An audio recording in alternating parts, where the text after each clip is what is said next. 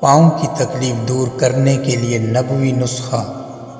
حضرت عثمان رضی اللہ تعالیٰ عنہ فرماتے ہیں کہ حضور صلی اللہ علیہ وسلم نے ایک جماعت یمن بھیجی اور ان میں سے ایک صحابی کو ان کا امیر بنایا جن کی عمر سب سے کم تھی۔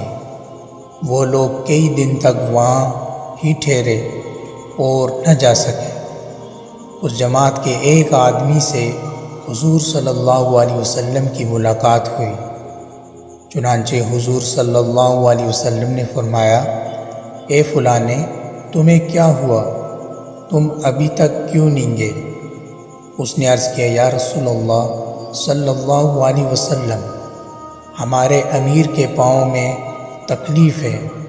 چنانچہ حضور صلی اللہ علیہ وسلم اس امیر لشکر کے پاس تشریف لے گئے اور یہ وظیفہ پڑھ کر اس پر دم کیا، بسم اللہ وباللہ اعوذ باللہ وقدرتہ من شر ما فیہا۔